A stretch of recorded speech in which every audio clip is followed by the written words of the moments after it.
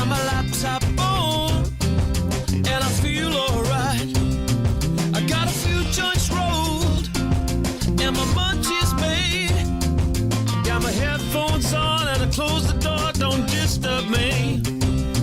It's time to stand up tall and say some things about the shitty world we're living in with the boys at Raconteurs News. C'est Raconteurs, c'est Raconteurs, c'est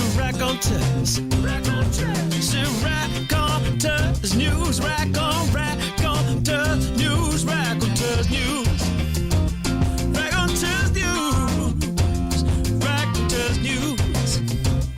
Oh yeah.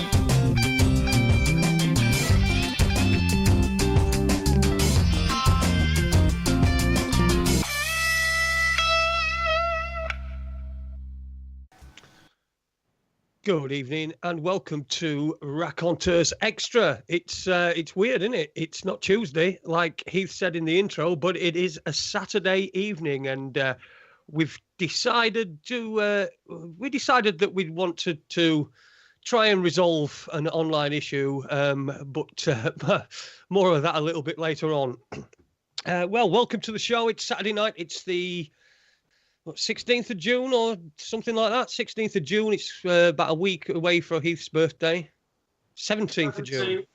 17th of June, 2017. I'm getting all muddled today. And we've got a great show lined up for you tonight. It's going to be a little bit explosive, I think. Tonight, I'm not joined by Andy Young. Andy is producing for us tonight. And for the next couple of shows, my sidekick is going to be none other than Paul Webster. Good evening, Paul. How are you doing? I'm simmering at the minute, but I'm okay, mate. I'm okay. Okay. Well, I'm sure we'll find out why you're simmering in no time at all. Am I open to freely swear on this show?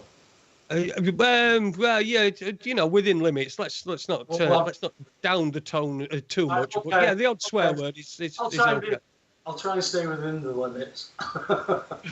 All right. Well, we're broadcasting live on raconteursnews.com on Spreaker and, of course, on autonomousmedia.net. There are chat rooms. There's a chat room on raconteursnews.com and there's a chat room on autonomousmedia.net where you can interact. There'll be plenty of people on there. I'm sure we've got tons of questions from the audience tonight for our guest and our guest co-host as well, Paul. We're going to have tons and tons of interaction, I hope. And also you can tweet us at Raconteurs News. At Raconteurs News, you can tweet us with any sort of information that you want to do. What sort of day have you had then, Paul? Give us a bit of an overview of your day. It's been quite an easygoing day. I've done a bit of research. I'm working on trust law and some other things at the minute, but I seem to have been dragged, kicking and screaming into an argument that I thought we could come online and clear up. But no, I've been, virtually dragged into this, named. I haven't got a clue what's going on, so I'm hoping that Toby's going to give his version because I've got a version from the other side. It's been shouted at me. It must be directed at me for some reason. From a guy who I know is a really good guy. I know he works hard. I know he does good things. I come from that same good place. I don't know what I'm getting dragged into. I've spoken with Toby a few times. Every dealing I've had with Toby, he's always had integrity. He's not done me any harm. I can't go off anybody else's version other than my own. So I said, Toby, why don't you come on here and defend what he's saying, because you're not doing this online because you were just ignoring it. Somebody calls you out. Come and defend it. If Chris is right, come and tell him. I don't know then. If Toby, I've told Toby, if you are what I told him he was, then it'll be called out and you'll be shown to be that. And if Chrissy Morris is the man to tell us that, tell it us. It's not in those kind of terms. Maybe it's just a disagreement about what we're talking about. But let's stop this division. I mean, I've had very good mutual friends who post a lot of good information, and they're all in conflict because they're trying to put themselves on one side or the other side of the fence. I just wanted to be part of it. Hey, let's have a talk about this. But it turns around, I get the finger pointed at me. I get, what's that going on here? Let's talk about it. That was it. Well, I've seen things. Thanks for asking. Yeah, not the best of days then.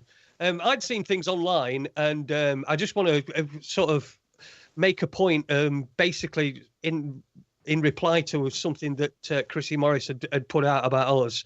I saw the conflict online, and I saw that Toby was asking if to chat and set up a group, and I thought, oh, okay, we can sit here and we can talk, and we can if it's just them two talking, they're just gonna be shouting over each other. I thought we could act as moderators. So I suggested this morning. You did, yes. This is not opportunistic, even though obviously. You know what, Jason? It could be construed as opportunistic, but when me and you and Andy, we've talked for a long, long time. We know where everybody comes from. To be assumed that we were being opportunistic to try and create numbers, that's almost like saying that you want to get on Channel 4 so you can show yourself to be right about something. Now, I'll straight out the blocks here, Jay. The production team that has done Chrissy Morris's documentary have courted me and my mate Kevin for 3 years.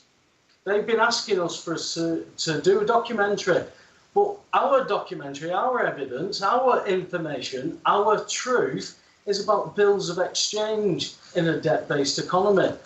And I said, come and do what you want. I'll interview me, put it out. You'll never get it past your CEO. It will never be heard, because that information is tapping into a £2.3 billion profit. They're never going to let that info out. Have I been contacted in 3 years by the same production team that went to Chrissy Morris's everything in his life? They apparently turned up everywhere. They've never even contacted me. But my truth is the same as Chrissy's truth. He's doing good. I can't knock his stuff. He stopped bailiffs, and bailiffs are bell ends. It takes a special kind of person to do a bailiff's job and a debt collector's job. It really does. Yeah. I could say, do you know what I mean? I'm never knocking his work, but for some reason he's lashed out at me today, and I have taken it quite badly. A mutual friend between me and Chrissy has contacted me, and I've had to tell him what I felt, because I can't take phone calls from this man feeling what I feel now after what he's just said without ever meeting me or speaking to me. I tried to contact Chrissy from the 5th of June. I've contacted him several times between then and today. He's tried to contact me half a dozen times. No, dozen. He's tried to contact me a dozen times. I can't take a call from a man who's just said what he said about me online, because I've done nothing wrong, and that's not right. Oh, well, I have that interjection, have this fucking argument out online with Toby, tell Toby who he is, let Toby tell who he is, and blah, blah, blah, and we can sort it out. Yeah. And that has, because I've been in touch with you all day, and that's been your attitude all day, because I've spoken with both parties at length a couple of times. And so I do know that Chrissy was hoping that you would take a call from him. And actually, just as you were talking then, Chrissy Morris was phoning me. So, Jason, it was on my personal time with somebody who fucking hates the stuff we talk about, because she works too hard for it to be real. She works too damn hard for a gas to be free because she works too hard to pay for it, right? She can't cope with that kind of information.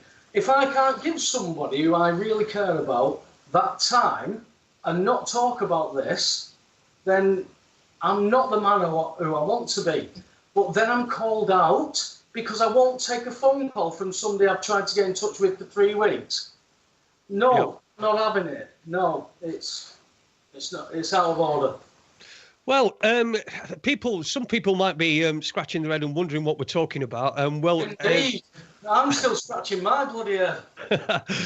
But I think it's about time we introduced our guest tonight. We did extend an invitation to both Tobe Leigh and to Chrissy Morris. And to be fair to Chrissy Morris, he did attempt to make a call just before the show started. But he was also broadcasting live on Facebook as well as he did it. So perhaps if anybody watched that, you perhaps heard some of the stuff that goes on beforehand that we talk about. But he had some problems, so we couldn't. It was not really. It wasn't really going to work, I don't think. So he's gone off there. But like I said, he just given me a phone call. Obviously, I can't accept a phone call when I'm live on the radio. So Chrissy, if you're listening, which I'm sure you are, that I wasn't ignoring you purposefully. It's just that I'm on the radio. And we also extended an invitation to Tobe Leigh as well, who accepted our invitation with great vigour. So let's, without further ado, let's introduce Toby. How are you doing, Toby? All right, lads. Evening all. How are you? What some shit you have, Toby. Well, you know, I'm always in the shit. It's only the depth that varies. Damn right, you've caused some shit, mates. Tell us. Tell your version of this. I think you should take that back. I haven't caused any fucking shit. Listen, don't be pedantic. Tell us your shit. Tell us your side. I'll tell you what we want to do first. First of all, the first question I want to ask is the question that people have been asking online. Right. And they've asked, was it you that tried to get the Channel 4 documentary stopped? And if so, why did you do that? Good question. Yeah. As I've stated on Facebook, I've got nothing to hide. Hello. It was it was private. It was private business between me and Channel 4. Hello. Hello, can you hear me? Just a second. I think Chrissy's just joined us. He's just come into the call. So if you could we can hear you, Chrissy. We're just starting off. Toby's just telling us, answering a question. So if you could just mute your microphone, and then we'll try and get you in a little bit after.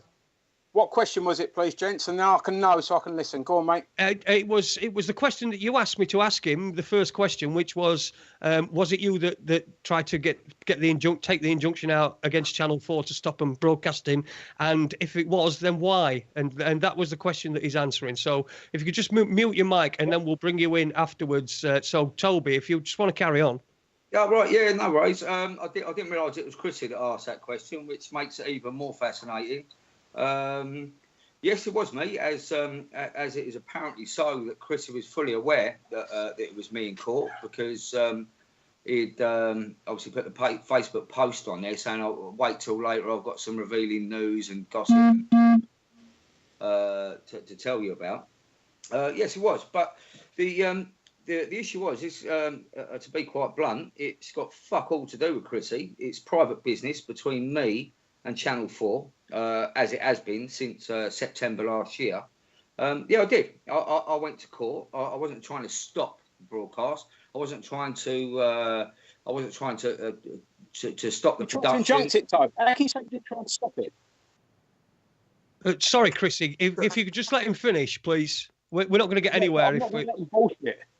No, well, You get his chance. With all due respect, I asked him a question, and he's given me the courtesy of giving me an answer to that question. You might not agree with it, but when he's finished at the end, you'll be able to put your side, put your point of view. Go on. Yeah, I mean, just to explain a bit of like a court procedure, Queen's Bench, Royal Courts of Justice. People go there to actually sort out the differences man to man. And the process is you go and state your case, you put it across. As much as you might disagree with it and you want to interject, that's not the way that conduct is done. You go and put your case across. You don't sort of just jump down the throat of anyone as soon as when they're talking, as Chrissy has just tried to do. Just cut the shit, Tobe, and have a chat. I ain't got long, man. Cut the shit and have a chat. Going about court procedure and stuff. That ain't why people are here, mate. People are here to try and work out why you tried to stop the show. You tried to injunct the show. You tried to stop the show, and we've got the documents apparently. So right, Chrissy, we need. Now, it was answering the question. We've got a 2-hour show. We've got plenty of time, Chrissy. No, I haven't got plenty of time, guys. Yeah, I'm missing out on fucking important time with my family. Thank you. You spring this on me on the day. Yeah, and this shouldn't. Nobody sprung anything on Chrissy. Nobody sprung anything on you. I asked you if you'd be willing to ask why you did it. Why did you do it, Chrissy? Chrissy, well, let's let Toby answer the question. Yeah, but he's going about court procedure and shit like that. You might be. Well, shut up then, Chris. Shut up then, Chrissy. Tell me why you did it, Tobe. Did you do it because you were shitting that you'll be up on a fraud charge? All right, okay. Can anybody fucking hear me? Yes, we can hear you. Sorry, Chris. Andy. Hold on a minute. Now I'm intrigued. Right, I'll tell you what. Let's change the direction of this show. No, right, okay. No. Right now, Chrissy. How about answering the question? Chrissy, no. How about you answering simple questions and not trying to fluff it up with legal politics? No. Chris, cool. I'll tell you what. Why don't you start with telling me what I've done, eh? No, because I don't know what you've done, right? I think. I'll tell you what I think.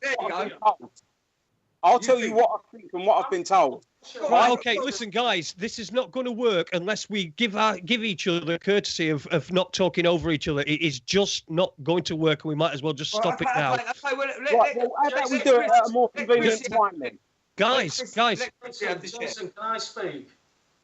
Yes, Paul, you go ahead, Paul. Thank you. Chrissy, you have just fucking moaned about being on personal time, and you haven't got that time. Yet I've been called out live, online by you, because I have personal time with somebody and won't take your call. That is out of order, mate. And you are now...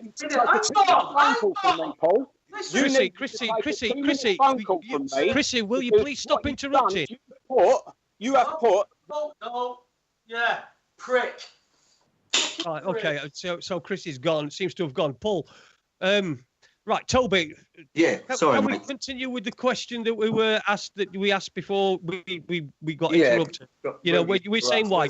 Carry on through the procedures and stuff. Yeah. I'm glad I'm glad I chose this Raconteurs News as a medium to actually resolve this debate live, because it quite clearly it was never going to get resolved over me answering a telephone call from Chrissy. Toby, do us a favour. Go on. All the bollocks now and just say your side of this, because I'm sick of it. That man who's just talked over me, who virtually wanted... I might as well have been in the boxing ring. I understand it. I understand how passionate he is. But he's lashing out at somebody who wants to help.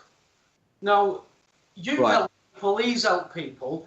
Tell us what you were doing about this, the controversy about this documentary. No problem. Right. Don't put any flowers in front of it. Just tell us. Right. Basically, I don't know how far to go. This is going to be a little bit like Pulp Fiction, a bit like Tarantino, because I'm going to be jumping. I'll tell you what, make it like a short advert, Tobe, and just tell us why you went for the injunction, and are you having a claim for the listeners, benefit of the listeners, Chrissy Morris has reconnected with us and again straight away. I never disconnected. So are you going to tell people, Tobe? Are you on Are you having an insurance claim? I just feel like this is intended. Are you having an insurance claim about your mobility, Tobe? And were you worried that you would be filmed going up and down stairs and running up and down your drive and stuff like that? Did you injunct it or try to injunct it because you was worried that you'd get caught out having a fraudulent claim on an insurance company? answer that question. Right, Chrissy, listen, we'll allow this. I've just asked Tobe a question. I know you have, but we're chatting over me. Chrissy, that question. It's not going to work. And are you going to let Toby answer the question? That's what I'm actually asking. Yeah, I know. Go on, Toby. Answer the question. Well, sorry, right. Right, if you're talking about my personal injury claim, when I had an accident at work in June 2011, when I ruptured my anterior cruciate ligament, and I've had 6 knee operations since. I think the last operation was in 2013, 14. Me walking up and down the stairs, believe it or not, is part of physio to build my leg strength back up. So you have got a personal injury claim going on, yeah? It's all over my Facebook. I've got nothing. Everyone knows me.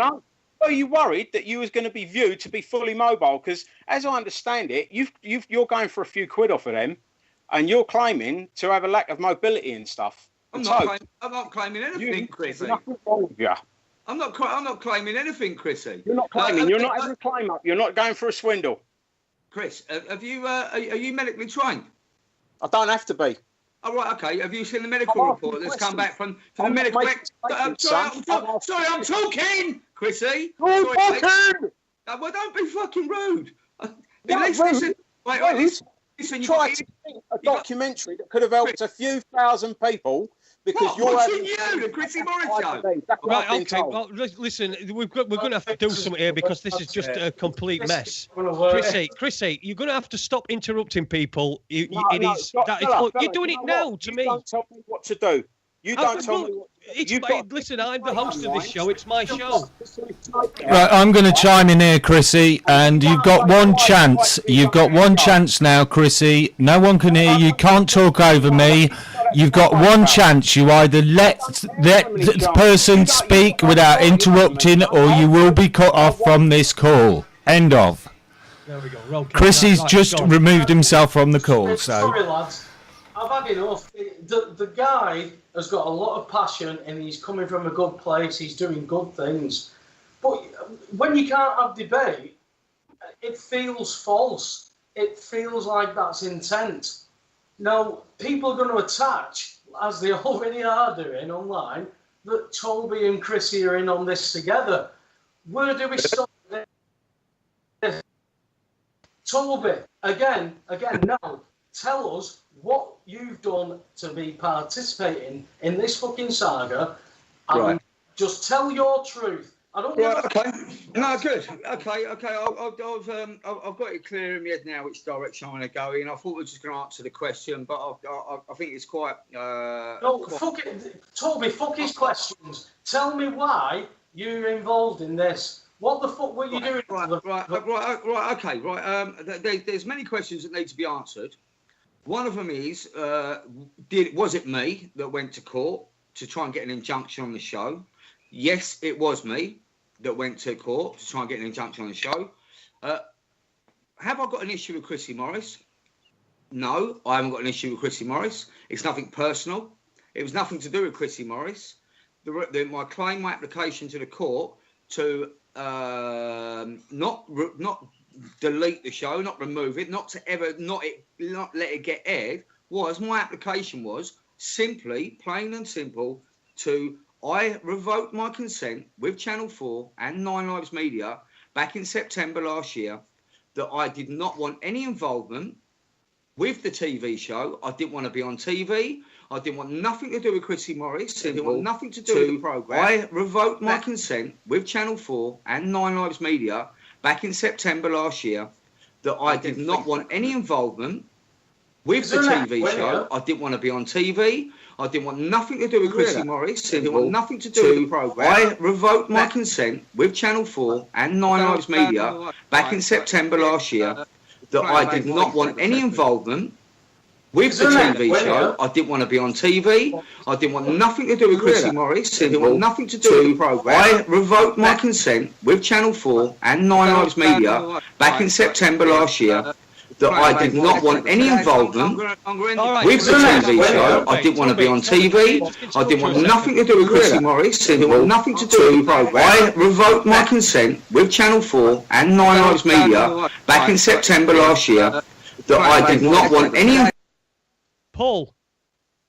I can hear you. Right, thank you. I think somebody had got the chat room, had got the thing on, and it was coming back through afterwards. I don't know where Toby's gone. To be fair, I cut him off because I didn't know. Is he back? Are you back, Toby? Hello. I don't know what the fuck happened now. I've just got a complete replay of everything that I've just said. Exactly. Well, that's what we were getting. That's what we were. So, let's go back to the... I'll go back to the point where I was, right? So, I was revoking my consent because I didn't want to be a part of the show. So, therefore, when I went to the court... So, sorry for just interjecting. So you refute every point that you were trying to attempt to stop the show being aired. All you were doing was revoking consent. All I was doing was revoking my consent for the 4 minutes and 46 seconds, whatever it was, that my scene, my story, the part I played in the programme... To be edited. No, to be removed. No, to be removed. So all you wanted, it wasn't... The rest of the show was fine. Fill it with something else. I didn't care about the show. Yeah, so take my 5 minutes worth and give it me back because I am now revoking that consent. I've done that. I've done that back in September. The first time I notified them. Now I didn't want. I'm not a mudslinger like some others. This is a private arrangement between me and Channel 4. It had nothing to do with Chrissy Morris. Nothing to do with anybody else other than me and Channel 4. For whatever reason it may be, I've been dragged into this and publicly humiliated, character assassination, and through something that's got absolutely by someone, Chrissy, that's got no evidence of the facts. To be fair, I've been dragged into this along with others. You know, I have understanding of this. Like I said earlier on, this Nine Lives Media has courted myself and Kevin Mark for a few years to look into the bills of exchange. They're never going to talk about the bills of exchange because it's too real. Right. Let me take it back to the beginning and my reasoning behind my decision and my choice to do what I've done. Okay, listen. Can I just interject? We've had a question in the chat room, and it's just somebody who said, "Can someone take 2 minutes to explain the context of this?" So I will explain the context of this. There was a show on Channel 4 on Thursday. Was it Thursday night at 10 o'clock? It was something. It was about battling the bailiffs, and Chrissy Morris was the main character in that. Toby was in it as well, but Toby had a couple of days before, or the day before, had tried to get an injunction against Channel 4 because he'd removed his consent and didn't want to be in the film anymore, in the documentary anymore, and that was from I think he withdrew his consent in September. So that's the basic context of this for anybody that hasn't been following the story. And we've got Toby here. We did have Chrissy Morris, but we've had to lose him because he just wasn't interacting in a way that is conducive to good debate and to get to the bottom of this. And now Toby is explaining. It's over people. That's why. Yes, that's the context anyway. I don't think that took 2 minutes, but Chrissy's gone off. Sorry, Chrissy hung up apparently. But we've still got Toby here. So Toby, I think Chrissy, with his 16,000 followers, are probably still listening, and he's probably streaming it live as we speak. But anyway, so when Channel 4 first come round, or when Nine Lives Media first come, my eviction, back in April last year, that was up for a repossession. The repossession and eviction of my property through the mortgage company, through the banks. LPA receivers were instructed by Birmingham Midshires to repossess and take my house. Now, the LPA receivers, Matthew Hunt and James Perrett, went to Maidstone County Court and put an application in, and the application was the claimant was James Perrott and Matthew Hunt, acting by Tobe Leigh as the claimant, and the defendant was a name which I'm not going to mention on air because it's immaterial. So that was the claimant. So I was the claimant claiming possession of my own property. Now, the day before, days leading up to the possession. Was that business premises, that's all? Sorry? Was that a business premises? No, that's my house. It's my own. What were the receivers doing then? Well, so I haven't paid the mortgage for 3.5 years. Yeah, but receivers normally act in like commercial stuff, don't they? Because they act as your agent as well. Well, yeah. I mean, that's Ben Gilmore.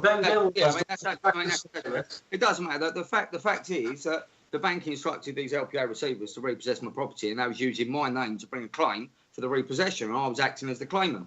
Now, days leading up to that, working closely with Michael Bernassia, assisted in getting an application into the court to appeal against the possession order that was given by Deputy District Judge Adams at Maidstone County Court, highlighting the fact that there was fraud that's been perpetrated upon the court because the LPA receivers were acting on the hidden power of attorney clause within the standard mortgage terms and conditions, and that's not conducive with the Power of Attorney Act 1971, where they need to have a standalone power of attorney deed in accordance with the Power of Attorney Act 1971 to be able to bring a claim in my name.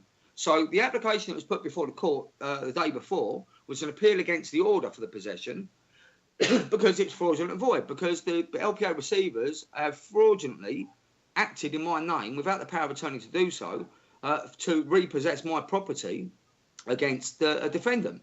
So this application in the court the day before. Now, I spoke with Chrissy Morris. I spoke with Dave Richard contacted me. It was on public knowledge. It was on Facebook that there was a potential repossession eviction going to be happening on April the 6th, 2016. Dave Richard said, "Do you want me to put a shout out for you?" I said, "No, Dave, no, I'm all right. I've got this. You know, I'm fucking clued up. I know the game I'm playing. I know what I'm involved. I know the law. No, it's fine. I don't want thousands of people like there was at Tom Crawford's. I just want a handful of people. It's okay. That's no problem." Chrissy Morris, again, same thing. "Do you want me to put a shout out to get a load of people down?" I said, "No, Chris, it's all right. I've got this. I'm in control of it." So he said, "Do you want me to bring Channel 4 down, the film crew?" And I didn't know anything about the Channel 4 film crew. I didn't know anything about the fact that they had contacted Response UK, that they was following Adi Sutcliffe and Rachel Shipp and David Hayes with the work they was doing, that obviously they picked up on through Tom Crawford's. So Chrissy's turned up with the film crew, didn't mention anything to do with anything about Response, didn't put a shout out, so that was it. So they've come down, introduced themselves, they've got, we're doing this thing about lay litigants, challenging the system, going opposing repossessions and evictions, etc., and we're going to do a documentary about it. There was no name for the film at the time. So I said, yeah, great, excellent. So I was under the understanding and the belief that Nine Lives Media was going to be filming and following me with my plight and exposing what I was doing, how I was doing it, and how I was opposing and objecting to the legal system and the fraudulent bailiffs, etc., and the illegal repossessions of properties that's happening on a daily basis. I thought, fantastic, this is good. It's going to make good TV. It's going to get the message out there. Now, that was here filming for the day before, the day and the day after.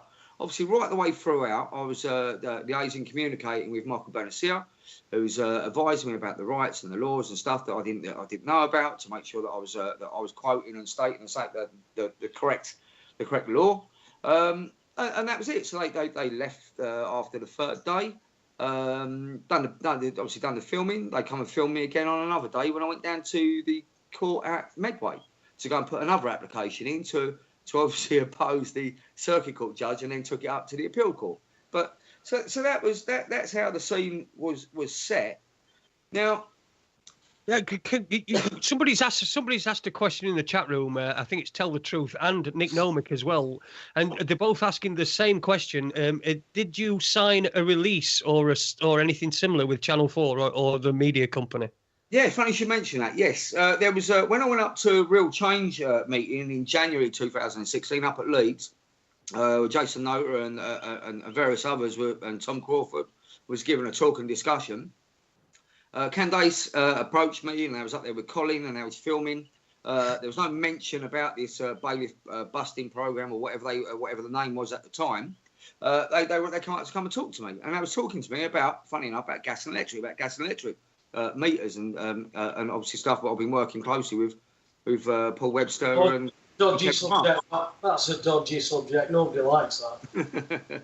Exactly. But that was the topic, and that was what they asked me questions about. So they asked me to sign an iPad, just a screen, put my signature on it. There was no discussion. There was no explanation about what that signature meant. Was whether it gave them the right to submit the film or any of my rights away to all and sundry, universal. Did you not ask them what it is you're signing? I mean, surely somebody who's as knowledgeable as you would have said, well hang on a minute, before I sign this, what is it I'm signing?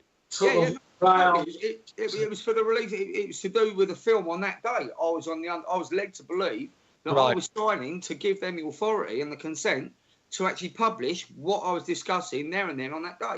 Now it's in my case bundle, which I put before the court. The contract, which also, they said it wasn't a contract. Now, at the bottom of it wasn't a contract. They're not telling you lies. So unilateral contract. Look, I don't go too much into that because obviously that's still subject to ongoing litigation as far as I'm concerned. But the fact is, I mean, at the bottom, it took me. They never gave me a copy of the contract, never gave a copy of the agreement. It took me several months to obtain a copy of it, and then upon receipt of it. It states a witness down the bottom. I think it's Sonia Slater has signed it to say that she's witnessed my signature. Now, that is factually incorrect because the only person that was there on that day was me and Candace. She gave me an iPad and asked me to put my monograph on it, which is what I did. No one signed it afterwards. So they've fraudulently added someone else's signature onto a document alleging that she witnessed me signing the fuck. Anyway, so no, that in answer to that question. Yeah, I did sign a release. Right, but you didn't read it because we've got another Achelli, which I think is Chuck Achelli, who does a great show. That's on Autonomous Media as well. He's just posted in the chat room. Did he read it? I would just imagine that the answer to that question is no. No. So it was on the spot. He said, "Want to film me? I can just sign it to say that we can use your footage in what you've said about the subject." And even on the contract, and now I've been sent the thing, it says real change leads. It didn't say anything about battling the bailiffs. Right. Yeah, by signing the agreement. But it doesn't. Yeah, but anyway, that's irrespective. The fact of the matter is, it's my right, and it is my right to revoke that, which is exactly what I've done. I revoke the consent, I revoke the contract, and I remove all of my rights. It's my right. Yeah, but what I'm saying, Tobe, is that's what they are standing under, that you actually did that signature. Whatever you've got to provide now, you are put in the position of burden of proof where you have to prove them completely and utterly wrong. But exactly, and that was what the court cut. That's what the court's doing, though, Toby. They're hiding under certain things. And if you don't specifically find it, they find against you. It's all about these specifics. I mean, I had a case where they stood under a common law fact of, under a mortgage, you've agreed to pay so much a month. If I can't pay so much a month, in your agreement, in your terms and conditions, I am going to gift my house if I don't complete this agreement. And that they stand under the common law aspect that is your honour, that you've done that. You can talk about mortgage money being made up out of thin air. You can talk about everything. If you don't nail that specific, and it's what we've done to you. The fact is, Paul. I mean, how this has all stemmed about is the fact of the truth of the matter, which unfortunately Chrissy Morris has not got any. No substance to his allegations, his claim that I've tried to remove the film because of an insurance claim which is ongoing. That's false. There's no substance with that. I don't understand what it is. His allegation.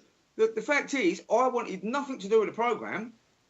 Clear and simple. That's it. Not to do with Chrissy. Not to. I just wanted nothing. I revoked my consent, and that is what I went to court for. It wasn't I was trying to stop it because of the Chrissy Morris show. I didn't want that to go ahead.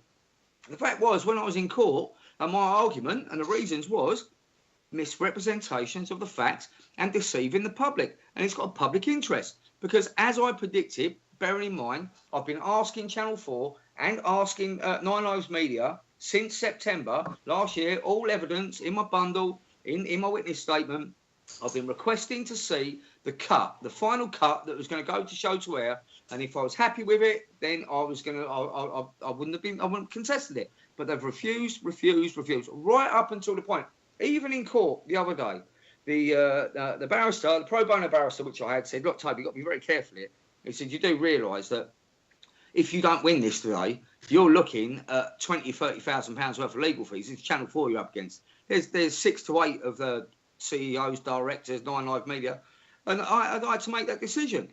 And I stood on the truth, and I thought, no, do you know what? No one's bullying me. This hasn't nothing to do with it. This is business. This is between me and Channel 4. Nothing to do with Chrissy Morris. I don't want to take his fame away from him, and it's quite clearly that his ego has gone through the roof. Through the production, I didn't want to take it. Get on with it. It's not my business. The business was between me and Channel 4, which is private, personal, between me and Channel 4. Chrissy Morris, when he found out, he knew. He's been told by Channel 4, by Nine Live Media, that someone was making an injunction. He made that quite clear and apparent on his Facebook postings that someone was trying to. There's cat and mouse, bloody bar, put a cat amongst people, whatever it was. So he knew full well that I was making an injunction. I was trying to not stop the show. Okay, inevitably it would have done because it was on the day of release. It would have pulled it on that day, but they would have had to re-edit it. I wasn't trying to stop the program. I was just trying to pull it just to get my stuff out of it. Oh, do you know what? I've just lost my fucking train of thought. Where was there's so much going on inside my head with what's happened the last couple of days. It's just, yeah. Yeah, well, so we've got a couple of off the wall, mate. It has been quite off the wall. It's ridiculous. It's absolutely pointless. It's absolutely nothing to do with Chrissy Morris. I'm getting back on track. That was my point. Chrissy Morris at any point, he's got my phone number. As soon as he let me finish. As soon as he was made aware by Channel 4 and Nine Lives Media that I was objecting, I'm trying to get an injunction, trying to stop the release of the programme on TV. He could have picked the phone up at any point and said, Tobe, what's going on? I've heard that you're trying to... And I would have told him, fair and square, I would have told him, I'm as transparent as they come. I wear my heart on my sleeve. You've only got to look at my Facebook wall to see that. But what you see is what you get. I've got nothing to hide. I'll stand on the truth. If I've got that is it. What you see is what you get. He could have phoned me at any given moment, and I would have told him straight from the horse's mouth, I said, look, Chris, this is what it is. And that would be it, end of it. But no, what did Chrissy do? He decided to sit on it and wait. He knew it was me and wanted to hear the outcome, and then all of a sudden his character assassinated me, publicly humiliated, calling me a shill, an agent, and God knows what else. And all of his followers, I'm getting death threats, I'm getting text messages saying, if it wasn't for Chrissy Morris, you'd be out in the street. What a load of bollocks. I addressed the court, I addressed the judge, I addressed the QC for Channel 4 in court, on evidence, which is going to be fucking on the record, it's all on the record, on the public record, that I said to him, look, my prediction, I got sent an email by Cat Lewis telling me, Tobe, you've got that email, could you evidence that? Of course you can. It's in my bundle. It's in my bundle. Listen, I've got nothing. Listen. You're bringing stuff, Toby. You're bringing stuff that you can back up, right? Listen, why would I sit here and fucking spout off bullshit? Hang on, I've got nothing to gain from this. No, that's what I'm saying, Tobe. Hang on. What you're saying is, though, not only have you got a bundle that's been into court where you stood and under oath, represented yourself, whatever, then something has gone awry in regard with this documentary because you didn't want to be in it. Now, all of a sudden, we must listen to arguments between you, who has taken documents into court, who can provide full and valid evidence, against someone who just shouts and shouts. But that aside, this man is a good man. He's come from a good place. He's helped a lot of people. What is there in between that is causing this friction? If it is the media, that's got to be addressed, along with the legal stuff.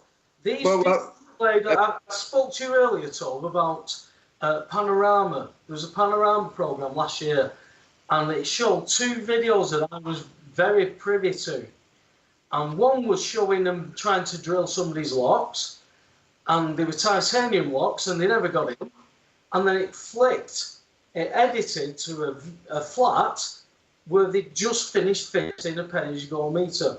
And the Panorama speaker said, these companies can get forced entry warrants and fit pay-as-you-go meters. I went, you bastards, you've actually told them the truth. You can force entry. You can fit pay-as-you-go meters. But there's a massive difference between you owes money and forcing entry. Massive. And that was the... What do you do with these companies? That's why I knew Nine Lives would never, ever interview me and Kevin about bills of exchange, because they can't edit it. You know, you've sent me a cheque to pay for my gas. End of. Listen, Kev, this is the mainstream media we're talking about. That's what they showed. Now, I'll be interested, because part of my application that went before the court, and part of my the main reason was that I put the application to remove my stuff is because of the sheer fact that I could foresee after Kat sending me the sketch in an email telling me what I said and what happened and what was shown. I just joined the dots, and I was like, well, from seeing the blog on Channel 4 saying Chrissy Morris going around the country stopping evictions or whatever it was. Sorry. And with the information that I was sent to me, I was like, hold on a minute, this is going to be an hatchet job. This is going to be portraying Chrissy Morris as the hero of the day that turned up to my house, that see the bailiffs off, and then and that was it. And he stopped the eviction. Now, that's a misrepresentation of the truth, which under Misrepresentation Act 1967, and it's deceiving the public because it's not factual, because they've edited to make it look. Now, I think anyone that's seen that programme, which is what my argument was, which is exactly what I said to the judge in court, that if my perception, my understanding is right of the show, if that's what it's going to perceive to the public, then what I've now been subjected to for the rest of my life is that when I'm walking down the street, whether it be friends or family or members of the public, whether they say it or whether they just think it, they're going to be like, that's the one that Chrissy Morris stopped him from taking his house. That's deceiving the public. That's fucking misrepresentation of the facts, because it wasn't nothing to do with Chrissy Morris. The fact of the matter is, the reason why the bailiffs stood down, now bearing in mind, on the 6th of April, I didn't just have the bailiffs there, I had the police, I had the gas people, the electric people, the metal shuttering people, the house clearance people. That was all down my road, waiting to come and take my house.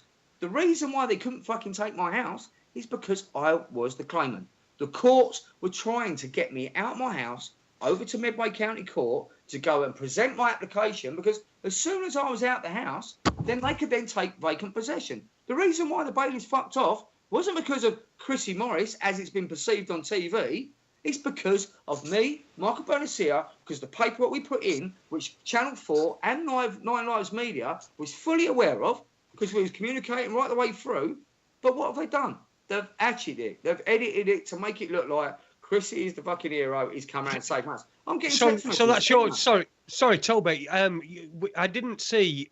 We've had Michael Albanese here on Raconteurs News, myself and Andy, and I've met him as well and seen him a few times. I didn't see him at all in that area. Now in the program, I've just watched it this afternoon. So my question to you would be: would you say that that's because they edited it so that it looked like Chrissy had got a result, or do you think that was because Michael Albanese had said, "I don't want my image to be broadcast"? No, not at all. No, not at all. Michael Albanese was in contact with Channel 4 and also Nine Lives Media, because obviously everyone's aware about the film, The Great British Mortgage Swindle. Michael Bonacia was liaising with Channel 4 and fully prepared to offer footage that he has for the film and to actually work with them alongside to expose which is factually what the programme is supposed to be exposing back in the Bailiffs and about the fraudulent evictions and repossessions of properties. But they obviously that weren't the story that they wanted to show, evidently. I mean, now I'll ask you this quickly, Andy. Now you said you watched it earlier. What was the impression? What the impression was that you got from viewing that earlier? Would you say the impression that went out to the general populace was the fact that Chrissy was the one, there's a hero that saved the day, that come out and stopped the repossession of my house? I think this has got far too political. I think I'm asking a question, Andy. I'm asking you a question, Andy. You watched it earlier.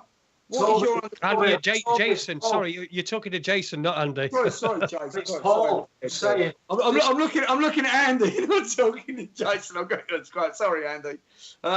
Sorry, Jason. Yeah. So, what is your perception of that? Would you say that was a fair portrayal of what Channel 4 have put out to the general public? Yeah, essentially that's what they did. I mean, we'll get into. I think what we'll do is we'll get into actually what we thought of the film, of the documentary, because people do have differing views. I know there's a lot of people with differing views. Different views. I'm getting people. I'm getting death threats. I'm getting emails. We've just got a question from Tell the Truth in the chat room, and it's been in there for a while, so I just want to read that out. Tell the Truth says, "What did you have to lose from appearing in the program?" What do I have to lose? Yeah. Look, it's just what's coming. Like you said, I had nothing. I had nothing to lose. It's just a sheer fact. It's my choice to not appear in the program, and the fact of the matter is that I knew that it was going to be an hatchet job, and they was going to be misrepresenting of the facts because they wasn't portraying exactly what had gone on, which was evidently clear. And I stand on the truth. You know, I listen. They set these legislation, they sent these rules and regulations out that we've all got to abide by. Now, if they're not following their own fucking code of conduct, then why the fuck shouldn't I stand up and say, look, hold on a minute, that's not fucking right. I don't want to be a part of it. Right. Yeah, and that's fair enough. It was just a question that had been in the chat room. That's all, and I was just interested on whether the reason why we didn't see Michael Obanisia on the screen is because he'd not given his consent, or he'd said to him, "No, I don't want to be filmed at all." Because there were one or two people that had the faces blanked out. So I'm assuming those people. I don't know whether that was. Now that brings us on to another topic of conversation. After the filming and after it had gone on, bearing in mind, like I said to you earlier about Chrissy saying about putting a shout out and this, that, and the other, I got in communication with Andy Sutcliffe and Rachel Shipp, and that is when I become aware of the fact that Nine Lives Media had initially made contact with them, and I was following them. The response about stopping unlawful evictions and repossessions. Now, Chrissy Morris is fully aware of this, and also not just my case on that day. I think there's at least 3 others that I know of, where Chrissy Morris has obviously integrated with the Channel 4 Nine Lives Media and almost like poached the attention off of a response group, where Chrissy found out about a repossession or an eviction or bailiffs being turned up, etc., 3 weeks prior. Now, Chrissy Morris didn't contact Rachel Shipp and Andy Sutcliffe, and now verify. Listen, I'm not going to be talking about this and making statements about something that isn't factually correct, and they will back me up on this because that's where the information's come from. Where Chrissy Morris has waited, knowing full well about a situation or a circumstance 3 weeks prior, the day before, Chrissy has contacted AD and Rachel Shipp, knowing full well that they never had enough time to organise to be able to get down there. So therefore, Chrissy could have the limelight to himself and have Channel 4 and be on camera. That's on 3 separate occasions. And I've also been told that every single repossession eviction that Chrissy's got involved with, they've all lost their houses. There's also Kevin Marks that I spoke to regarding a gas and electric meter, where they were trying to install gas and electric meter in someone's property. And Chrissy had the camera crew following him, and Chrissy refused to pass the telephone over from the bailiffs, from the warrant officers for the gas and electric people, to Kevin Marks, who has assisted me before with the gas and electric people. I passed the phone over from Kevin Marks and put it over to the warrant officers. Well, guess what? They haven't come into my house. But Chrissy refused to pass the phone over to Kevin Marks because he was in front of the camera, and he didn't want it to be seen that it wasn't him that had stopped the warrant of entry to come in and fit prepayment meters, and they've ended up losing. So I'm just I'm not painting the scene. I'm just reciting the facts of what I know, and I've got first-hand knowledge of all of the facts. So. Yeah, we know Kevin Mark. He's a friend of the show. He's a friend of mine and Andy's and Paul's, I believe. And he does some sterling work as well. So I'm sure he's listening. So hello to you, Kevin, down there in Nottingham. And I hope you're all right, mate. He's in Dubai or somewhere like that. He'll be milking camels. Well, listen, I've noticed that we are sort of getting to the top of the hour. I think it's probably time for us to have a little bit of a music break and a comfort break. In other words, go for a shit or something if that's what you think that you need to do. It is Raconteurs News. It's Raconteurs News. It's broadcasting this Saturday night. It's Raconteurs Extra, sorry, I should say. We're broadcasting this Saturday night on autonomousmedia.net and also on raconteursnews.com. So we're going to have like a little bit of a break, and then we'll get back. We will talk about, we'll let you carry on talking, Toby, and give us some of the details. Listen, I what I've said so far is just a tip of the iceberg. Yeah, I know that. I've been on the phone to you all day, remember? So yeah, Jason, you've got to stop him fucking talking, mate. Otherwise, he'll just chat shit up. You give it a rest, rabbit. All right. Well, in the second hour, we're going to talk about more of that, obviously, and then I think what we should do is we should do a critique of the show itself and what we actually thought about it and what it did and did it do any good?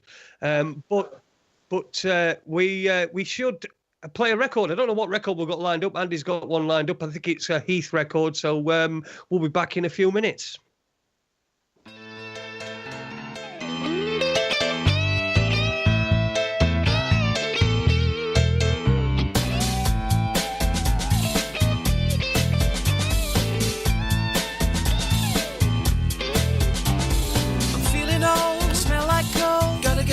I'm off to the hole in the road. I'm walking off school and I'm off to the city, watching telly all night and I'm not looking pretty. See, I got this job downtown, selling knocked off ladies watches for £1. For a really dodgy man that I met in a dodgy cafe. You know, he said to me, the girl who sold these yesterday wasn't selling very carefully. Police came along and took her and all my watches away. So if you see some coppers, you grab my stuff and leg it, boy, right away. I'll be in the cafe. I'm just a boy from Sheffield, making his way through life. I'm just a boy from Sheffield, making his way. I'm just a boy from Sheffield, making his way through life. I'm just a boy from Sheffield, making his way.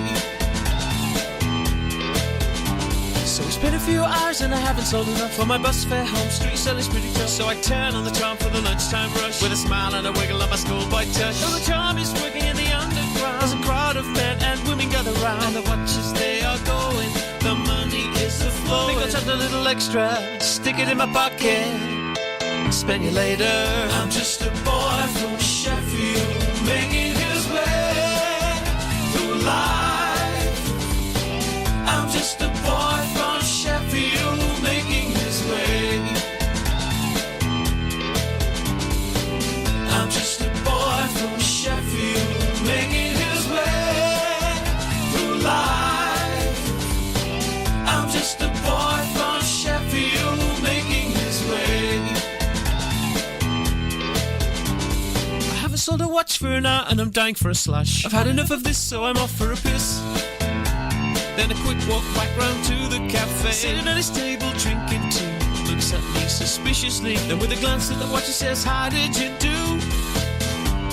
He paid me a couple of quid. Then he said, would you like to come and work another day? I said I'd come back down on Friday. And to that he said okay. So with £2 in my pocket and another 5 in my shoe, I nipped down to Castle Market where a man who looks like Leo Sayer is selling pots with cockles and prawns. You make me feel like dancing. Then off back to dinner on the Wiggers and then home. I'm just a boy from Sheffield making his way. I'm just a boy from Sheffield making his way. I'm just a boy from Sheffield making his way. I'm just a boy from Sheffield making his way. I'm just a boy from Sheffield making his way. I'm just a boy from Sheffield making his way. I'm just a boy from Sheffield making his way. I'm just a boy from Sheffield making his way. I'm just a boy from Sheffield making his way. I'm just a boy from Sheffield making his way. I'm just a boy from Sheffield making his way. I'm just a boy from Sheffield making his way. I'm just a boy from Sheffield making his way. I'm just a boy from Sheffield making his way. I'm just a boy from Sheffield making his way. I'm just a boy from Sheffield making his way. And welcome back to Raconteurs Extra this Saturday night. It's the 17th of June 2017, or is it 2017? What is it? I mean, what do we, 2017, 2017? We didn't used to say 19 and 7. Well, in fact, I think they did earlier on, but, you know, whatever. Anyway, I think we've got bigger fish to fry tonight. So, welcome back to Raconteurs News, broadcasting on autonomousmedia.net and raconteursnews.com. We're also on Spreaker as well. You can find us on Facebook if you just search Raconteurs News, like our page, and say hi to us. And if you've got a story, you can get in touch with us here at Raconteurs News, and we will put you on air if you're credible, and if it's a good story, we'll put you on air. Tonight, I'm joined with by Paul Webster, co-hosting tonight, and of course on Tuesday night when Raconteurs News returns, we've got Max Egan joining us, so don't miss that one. That's Tuesday night from 8 o'clock, myself and Paul Webster with Max Egan. But tonight we've got Toby. We did have Tobe Leigh and Chrissy Morris. Unfortunately, we had to lose Chrissy Morris because his behaviour was unacceptable. I've got to say that was just, he was just talking over. Nobody could get a word in edgewise. So we've got. I want to start off, Toby. How you doing? Are you all right? Did you have a comfort break? Yeah, no, yeah, good, mate. Yeah, no, I'm cool. Yeah, we've got a question from the chat room, and it says, can the presenters say if they think or not that the show made Chrissy look like a bully who does not help anyone, buys love? Oh, sorry, well, does not help anyone buy love to have his ego stroked. I don't quite think that works, but anyway, that's shown by today's events. He has no interest in listening to people and just tries to bully everybody. And what would you say to that, Toby? Well, I think the sheer fact of the matter is that, like I said, he had plenty of opportunity to contact me prior to this, knowing full well that it was me trying to get an injunction to ask me straight, and I would have told him, as I've told you and the rest of the listeners. Now, intimidation, I would call that. Bullying, yeah, comes under that umbrella as well. Now, that raises a very good point, actually. So when I was in my opinion, Toby, sorry, before you carry on, in my opinion, the guy, I can only go on. I've known this guy Facebook-wise for a while. He does good things. He posts good information. Yeah, you can't take that away from him. I'd like to emphasise the fact, just while you're on that point, that this has never been anything personal about Chrissy at all. It's had nothing. I've got no.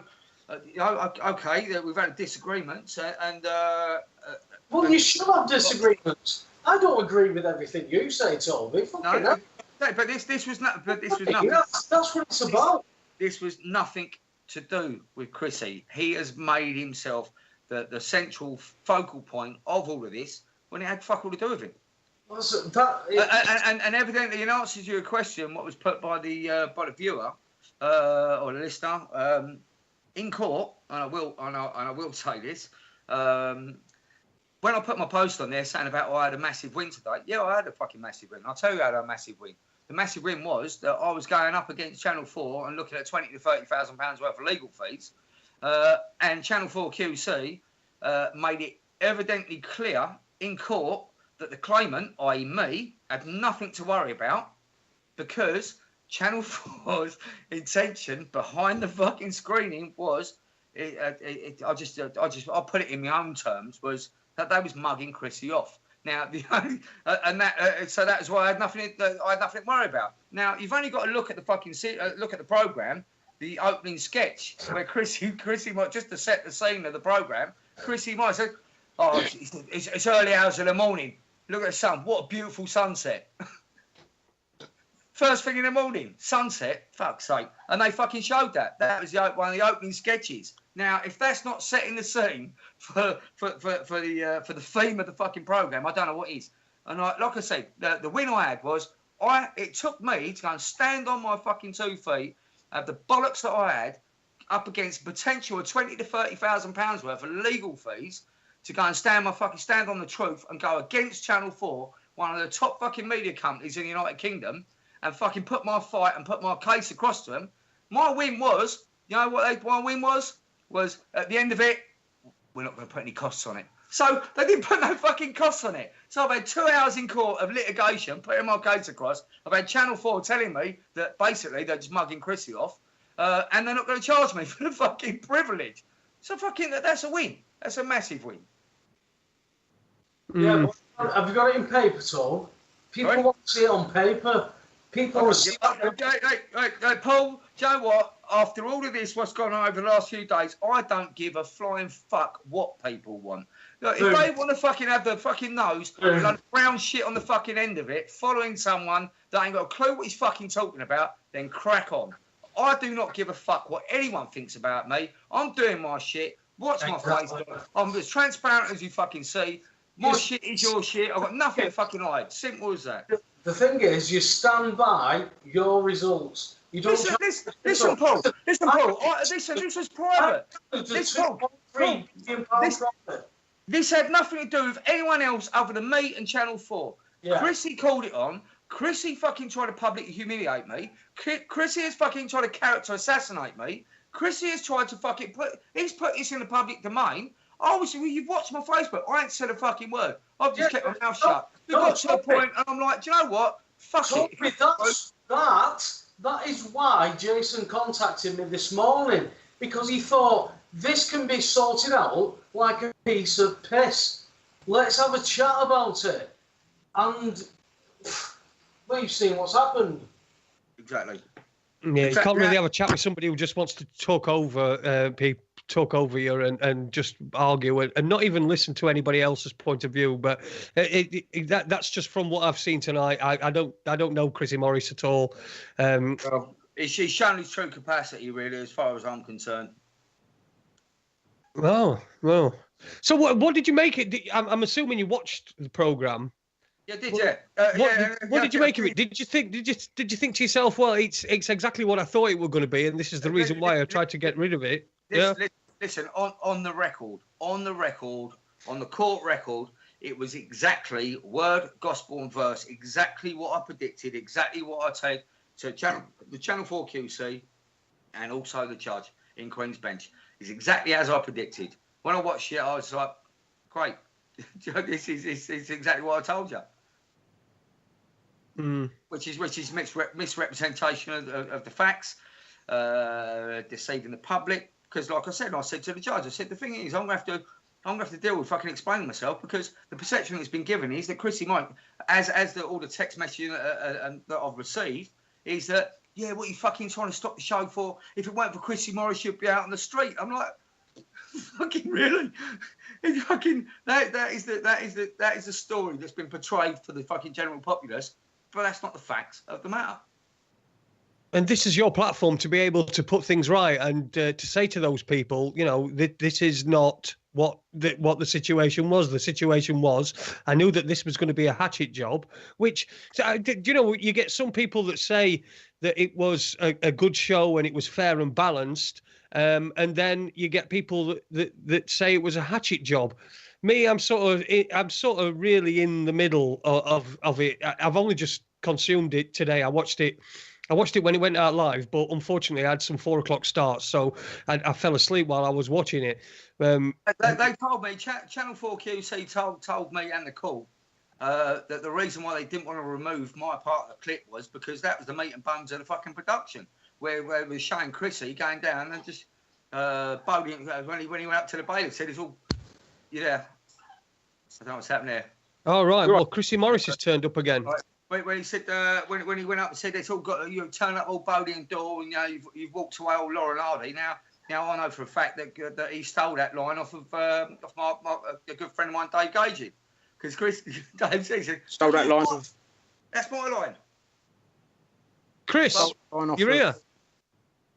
Are you there, Chris? Yeah. I spoke to someone that assures me that there's a couple of things you guys would like to know. So if you don't mind, I'm going to put a couple of questions over, yeah? Yeah, that's fine. As long as you know, when somebody's answering these questions, you don't, you know, talk over them. Fellas, I've are all the time to do much, yeah? So all I'd like to do is put a couple of things across. Tobe Leigh shared a video from Bada Bing that claimed I was a sex offender. Yeah, look at him having a smile up at it. Yeah? There was a video that Bada Bing made saying that I was a sex offender. Tobe liked and shared it. What is that all about? What's your point? What is that all about? What's your point? Well, the point, Toby, is that... Hang on. Bada Bing actually shared a picture of me saying that was a nonce as well. And Toby shared that. Now, no matter what happens, we shouldn't be giving the trolls shares and stuff, should we? No, well, we shouldn't be fucking spreading bullshit, though, Chris, should we? We shouldn't be whipping up the fucking friends in a witch hunt against someone you know fuck all about, should we? I know enough, mate. I know that you tried to stop the show going out for selfish. Yeah, as I've just explained, the reason why. You're a selfish cunt. Why did you do it, Tobe? Have you not listened to the show? No, I haven't listened to it. I've not got time. I've got other things to do, mate. I've got kids that Sorry. Can I just have a word? Right, you got 2 ears and a mouth. Use them in that order, right? Now, in answer to your question, right? Why did I do it? Right now, if you're obviously this is going to be recorded. You can listen back over it again. I've already explained. I've explained myself because I haven't got to explain myself to anyone. But I've chosen to discuss it. Sorry, you're interjecting again, Chris. You're talking over me. Come on, hurry up, mate. I ain't got time. Why did you do it? You haven't got time. You've got to take the kids to the pool and you're tired. You've got to get your head down. Right. You flash cunt. What? I've missed out on taking my kids swimming thanks to you flash cunt. Now answer the question. Listen, to be fair, I mean, why did you do it? The answer to the question is, right, a good friend of mine, Russ McGarry, I noticed on his wall, it come up in my notifications that he'd shared a video that Bada Bing put up. And I watched it, and I was like, oh, that's weird. I didn't know Chrissy Morris had changed his name by Depot, so I shared it and said, what's all this about? Well, I'm talking, hello. Right, so I shared it and put, what's this all about? So what's your point about me sharing a video that I shared off of Russ McGarry's wall? Is that it? Is that your substance and the reason why you've character assassinated me? No, I want to know why you're helping the trolls, and I want to know why did you try to stop the show going out? What do you mean, Chrissy? What do you mean by helping the trolls? Can you explain what you mean? Let's get some. Right. If we're going to do this, just a second, everybody. If we're going to do this, can we do this like grown-ups and just tell what do you mean by helping the trolls, Chrissy? Can you just explain that?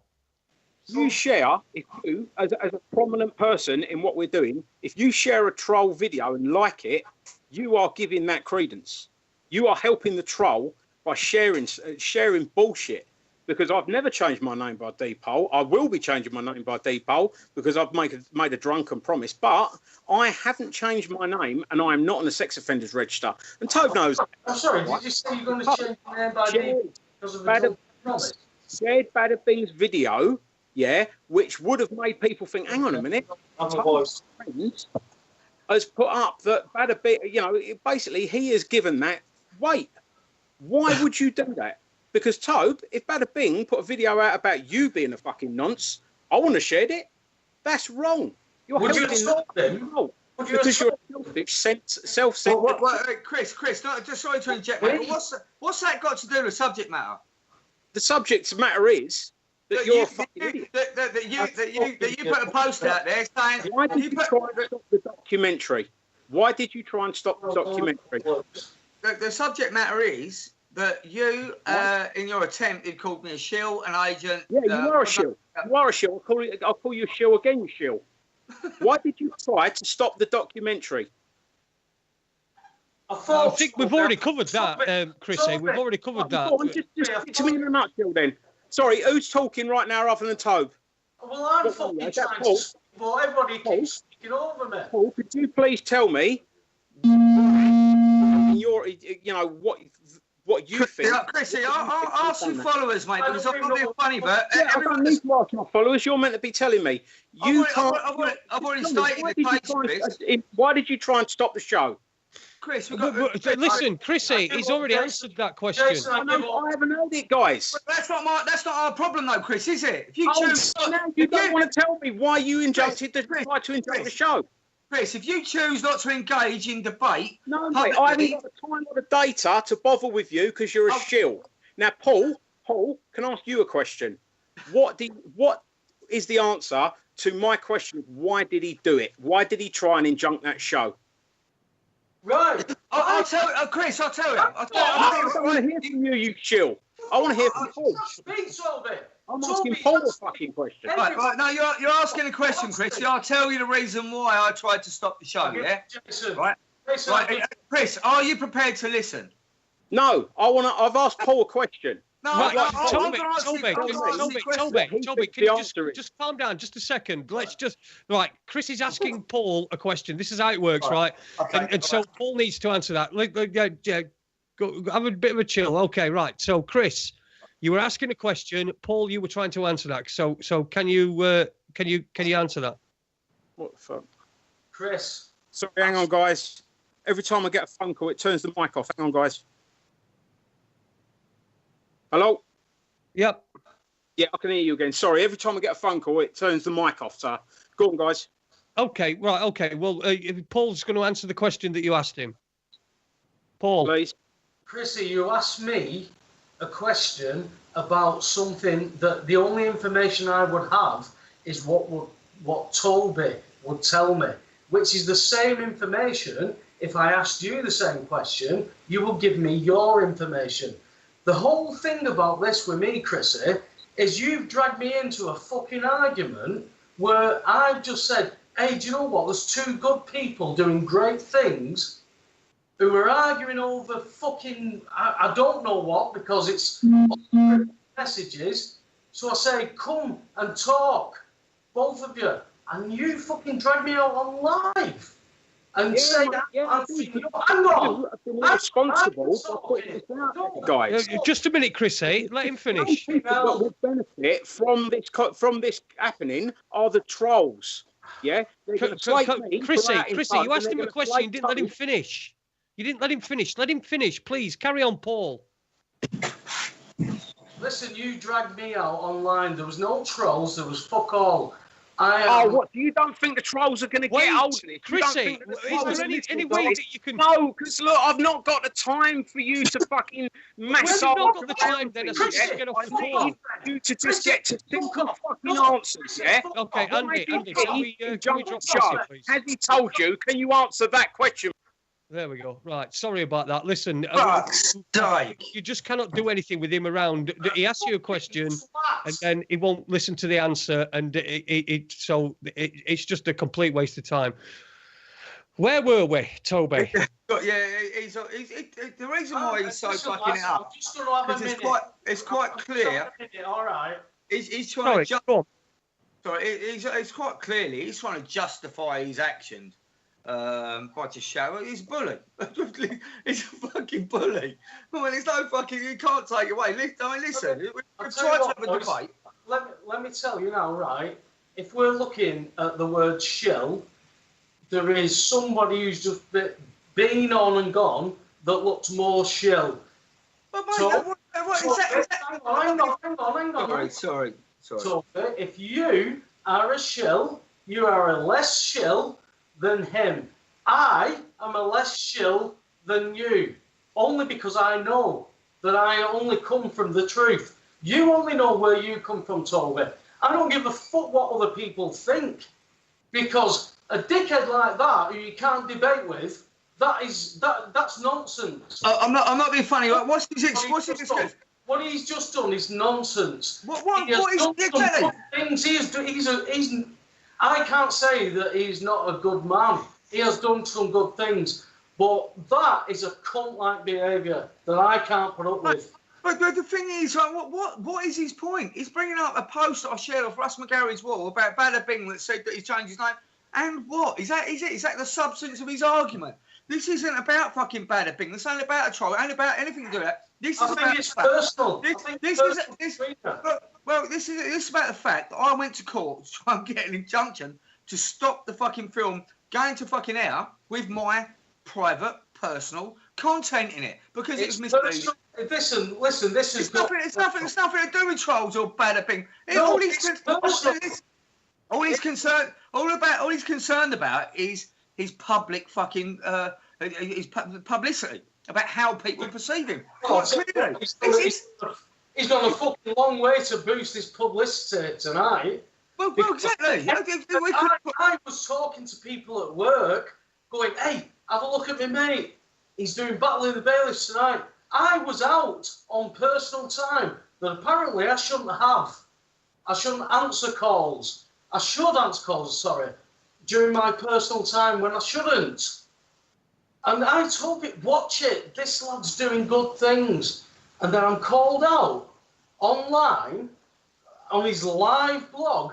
And when I want to question him, very, very politely, he talks over me.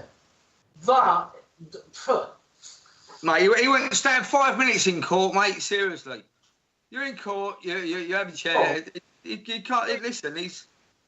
Jesus, that's just not on. It's not... I think action speaks louder than words, and I think the evidence is quite fucking clear as far as I'm concerned. But I weren't going to go down this road because I'm not a mudslinger and I'm not shit.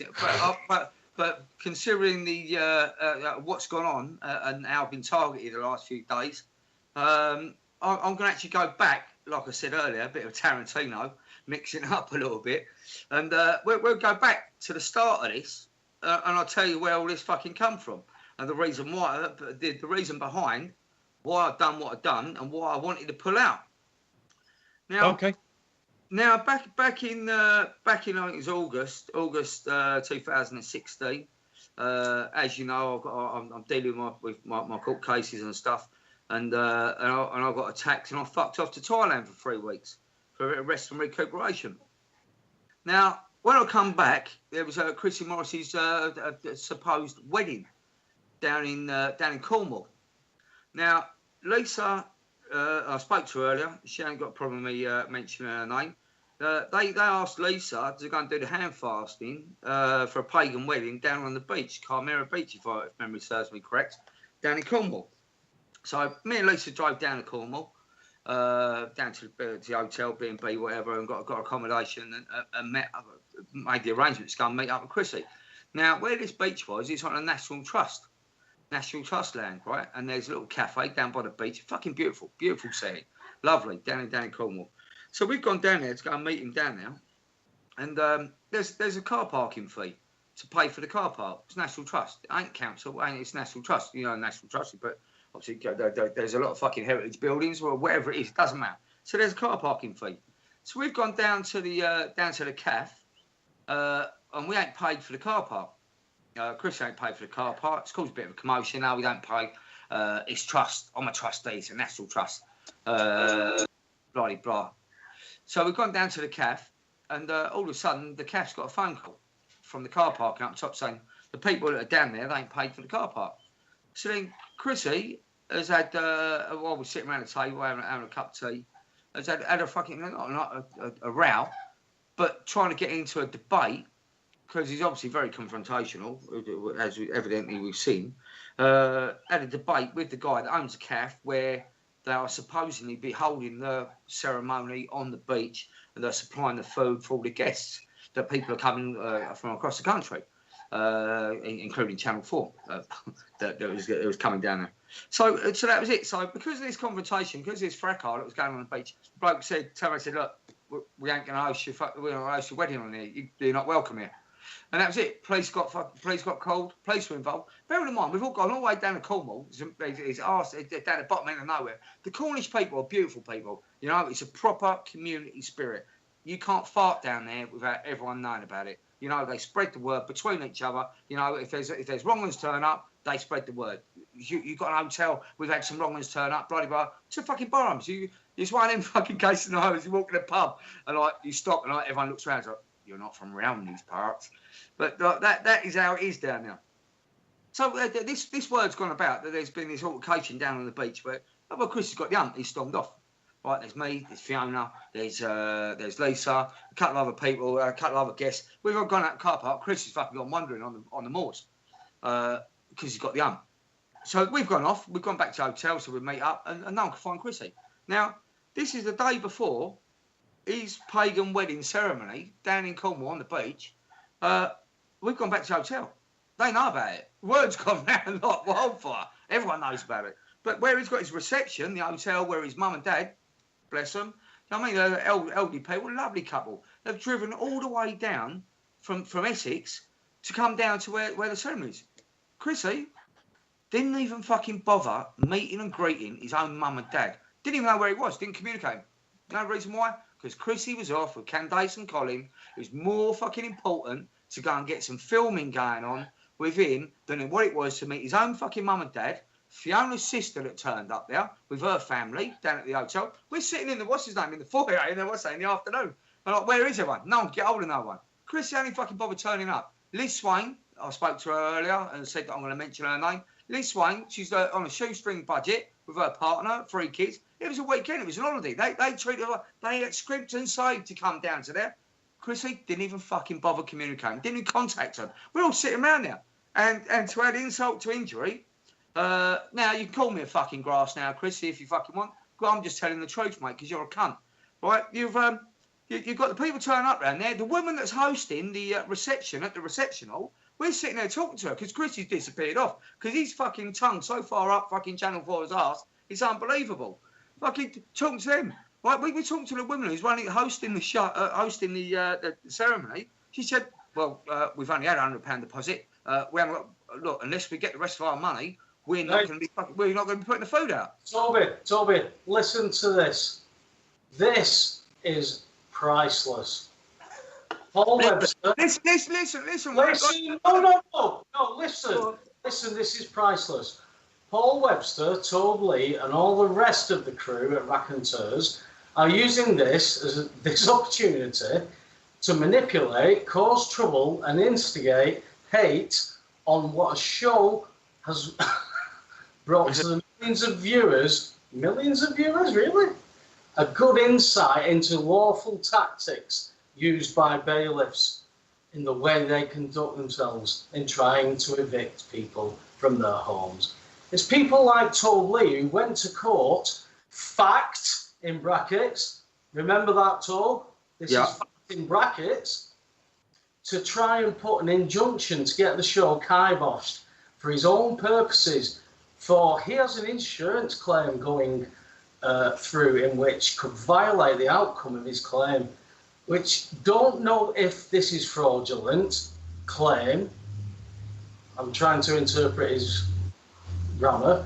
It has not been proven, but it seems very, very ominous. Not just very, but very ominous. This is of reasons why this has come about and before the show. Paul Webster likes to shout his massive Muppet mouth off for his own games. I haven't got a fucking clue what they are. I really haven't. And getting himself known on the circuit. What's that? Please, somebody tell me what a circuit is, because Paul Wilshire on Facebook, be he real or not, is not only a cunt, but he's a knobhead. What does that mean? Chrissy Morris would rather spend time with his family than deal with a, what's that say? Absolute. It's not spelled like that. Scum like this. Now, I was with my family today when I should have accepted a phone call from Chrissy Morris, who's been nothing but aggressive, abusive, and towards me. Yet I'm a silly stunt. Who is this cunt? Who are you? Hang on. I'm not finished. Questions were dodged by Tobe Leigh, and he didn't answer the questions rightly. In the interview, and they tries to mute Chrissy. Clever guys, but it won't work. Whoa, those cheeky bastards, eh? Chrissy has more influence than those guys will ever have. So guys, go melt. Chrissy has more important issues to deal with than spiteful, hateful comments from little startups that like to twist, manipulate the media for their own gains. Shame on you at Raconteurs. Now go and pick on other person. Surely it's your job. Complete puppets. My God. My fucking God. Well, yeah, some things are best left unsaid, you know. It's I'm not going to be shocked by anything or what anyone's got to say. You know, well, look, listen, Chrissy had his opportunity. He came on twice. All he did was disrupt the conversation. He disrupted the debate. There was absolutely no debate. He asked you questions. Then when you tried to answer him, he just shouted over you, and that's just not conducive at all particularly for a radio show like ours. And you know, shame on us, Raconteurs News. Personally couldn't give a shit. I'll talk to people. I'll talk to Chrissy Morris. I'll talk to Tobe Leigh, and it doesn't matter what anyone else thinks, because I don't really give a debate. It was about debate at the end of the day. What it was about was Chrissy justifying his allegations towards me. No, sorry, Toby, no. When Jason got in touch with me, what it was about was two good people who had done good things, having a disagreement which has split a lot of... I hate calling it the truth fucking movement, because I don't even know what that means. It's unnecessary, mate. What it is, it's unnecessary. The whole thing. It's unnecessary, but that's what me and Jason were talking about. Getting the two of you to stop this divide and talk. You withdrew your consent for your part, nothing else. But it's now been construed. It's been construed that you've tried to stop the airing. Because, and Chrissy, in fairness to him, he's very passionate. He wants the show out. He wants to show Bailiffs at Bell Ends, because they are. Yeah, you know, and I'm all for it. I'm all for that. I'm all for the facts being aired and being put out. And like I say, it's never been anything personal towards Chrissy. You know, Chrissy's Chrissy on me. We've all got a difference of opinion. We've all got different ways of dealing with things. So we should. And the fact of the matter is, what I witnessed down in Cornwall, and see Chrissy in his true colours, with his direct aggressiveness, is he fucking wait. I was like, do you know what? I don't associate with people like you. I'm true to my cause. I'm true. I speak the truth. I'm transparent. And you know what? I've seen a side of you. Chrissy tried to get Lisa Tanner to stage an event as an eviction to fucking for the Channel 4 for 9 Hours Media afterwards. Well, you mentioned something to me about where something went awry where he wanted you to make things up. That's what you told me. No, what he wanted to do was, but yeah, because what happened was, because he fucked everything up with the police and everything was called down at Chimera Beach, he wanted me and Lisa to lie to Channel 4, to his mum and dad, to every fucking party that was down there, and say the reason why they couldn't have the fucking wedding on the beach was because there was no disabled access. And when he said that, I was like, Joe, what? I don't like you. I don't dislike you. I don't hate anyone. There's no point. I hate fucking. He's bad. But I just don't. I don't associate with that. You're not the sort of person that your personality for someone to do that and act and behave in that way. He's not the sort of people I want to hang about with. And that was it. And then because of that, I started questioning the whole fucking Channel 4 thing, the whole bailiff thing. I was like, well, if his integrity is that way inclined, then I don't want to be associated with him on TV. I don't want to be a part of any of that production because I've seen his true colours and I don't want to be a part of it. And that's it. Simple. It wasn't nothing to do with it. It wasn't nothing personal. It's just that's his character. That's who he is. And I don't like that. And I don't want to be associated with that. So I wanted the injunction was to remove myself from the equation for them reasons, and that's it. That sounds plausible and reasonable to me. That's why we should have been able to just sit and have that reasonable. Exactly, Paul. Exactly. If he'd have phoned me up, because he knew that it was me that was up going and getting that injunction through Channel 4, he might deny it. I've heard stories that the reason why he can't come on here because he's got copyright and Channel 4 can't talk about stuff. This that, load of old bollocks. I'm bored already. If he'd have phoned me up, as soon as he fucking was made aware that I was fucking going to court and making an injunction, I would have fucking told him exactly the same as what I've told you tonight. Because I've got nothing to hide. I'm standing on the truth. What have I got to gain from lying to anyone? Nothing. Because the only person I'm deceiving is myself. So I said to you this afternoon, Toby, I said, do you know what, Toby? If you are full of shit and you are lying and you're going to come online live and still state all this stuff, and when it comes out, you're going to look a bell end and you've gone, I've got fucking nothing to hide. Do it. But don't shout over me. Don't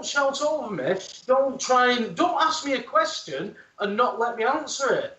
Manipulates, mate. Because he manipulates people. Oh, that wasn't ignorance. That was rudeness. I've been called out over just being part of a valid radio station asking for a valid debate. That was it. Yeah, I've been brought out. Paul, he tried to hijack. He tried to hijack tonight's show, knowing full well that we was on at 8 o'clock. Russ McGarry put the offer in for a hangout. He's not. Do you know what? He's not intelligent enough. Well, evidently he came in to fucking ruin it and just shout over it. That's great. If that's the best of your powers and you can get in front of bailiffs, then that's it. But I'll tell you what, we do need Chrissy Morris's in front of bailiffs. We do, yeah. Listen, like I say, it's nothing personal. We do. We need people to stand up. I'm saying to Chrissy, I'm not going to beat Chrissy up over this. Chrissy, we need Chrissy Morris's. We need a lot. Totally agree, Paul. Get in front of people. But what's happening is, you've always got to keep an open mind. Is he following something? Is he paid? Because we've seen it. I personally know that people have been paid, in my experience, and we'll leave it at that.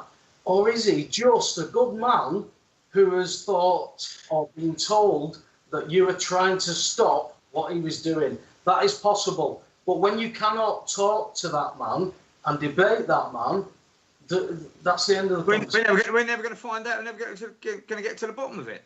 Right. Anyway, what I wanted to do is I just wanted to remind our listeners that you're listening to Raconteurs Extra this Saturday night. We know it's not Tuesday, it is Saturday, and it's very unusual for us to be on, but these are unusual circumstances. We have sporadically had Chrissy Morris with us, joining us, but we've had to lose him. We've got Tobe Leigh on as well. I just want to tell you that afterwards, after 10 o'clock, after we're finished here, we've got going to be having Freeman Jack's show's going to be on again. I think it's to do with the recent tower block fire in Kensington, and so stick around for that. I'm sure it's going to be a great show. But yeah, you're listening to us on the Raconteurs Network, Raconteurs Extra tonight on autonomousmedia.net, and of course raconteursnews.com. Check out our website, check out us on Facebook and on Twitter as well. Listen, guys, Toby, we're getting sort of towards 20 minutes to go, and I've been up phone all day, a little bit drained and menched. Yeah. Menched. So, I want you to, for the last 20 minutes, what would you say is the important things that need to be said, the things that you haven't been able to say so far? Don't trust the mainstream media. Right. So I mean, again, we're not really talking much about the show itself, but did you think that it was the hatchet job that you thought it was going to be? I mean, I think we were on a tangent last time. Yeah. No, I think that I don't know whether they changed direction with the broadcast because of the sheer fact that myself and a number of other individuals that were due to feature within the production. What are you bringing the Jews into it for, Toby? Sorry? What are you bringing the Jews into it for? Bring the fucking Jews in. Right, you Semitic bastard. Fuck off. There's a number of people that revoked their consent to actually be in the show. So I don't know whether it's the fact that because of the sheer facts of the matter. Now, what you've got to understand is Channel 4 have got to be very careful because there'll be damages claimed. Now, people have actually put in writing, as I know myself and a number of other individuals that were due to appear and feature in the show, have revoked their consent to be in there. Then I don't know whether back in the Bailiffs, what was it about? There was fuck all to do, Bailiffs. Right, and the QC told me in court, he said that they needed my fucking sketch in there because that was key to the shows. I mean, Bones, because he was you know what I mean? He was when he done what he done down the road. But it was majority turned on to the Chrissy Morris show, talking about the Xbox, talking about this, that, and the other. There was nothing about back in the Bailiffs. There was no subject matter to regarding. No.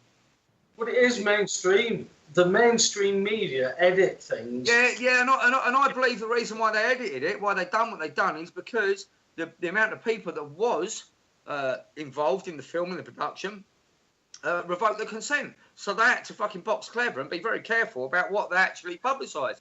Because if they did actually put the scenes and the sketches out with the people that was involved that had revoked their consent, they're going to be liable. They'll leave themselves wide open for damages claims. Well, see what they did was it was watered down. It was a watered down. There was they look at the individual. Was it? No, they look at the individual. If everybody's, some people might revoke consent. They'll look at that individual. Can they put that in and pay you off? Yes, they can. No, they can't. This is all weighed up before anything ever happens. People. Channel 4 QC's categorically stated on the record that it wasn't about me, the claimant trying to withhold it. It was about making a mockery of Chrissy. Now, what you've got to understand is we are individuals who are involved in treatment. We know a lot more than the general public of what goes on behind the scenes, what the foundation... Toby, we know a lot more than QCs. We know a lot more than barristers and judges. Yeah, exactly. The money creation. What I'm saying is, but this program was targeted. You've got to understand, the general populace that don't know what we know, how is it going to be perceived to them?